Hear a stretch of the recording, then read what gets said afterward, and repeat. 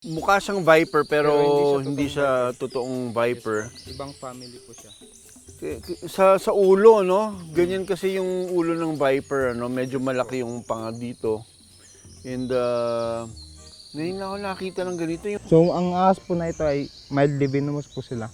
Nung nakita nyo ito, may kasamang gecko. Nagkataon lang ba na gano'n? Kasi parang sobrang liit naman ito para i-predate niya yung ano. Nagkataon lang po talaga na nakacamouflage po yung bentowed gecko.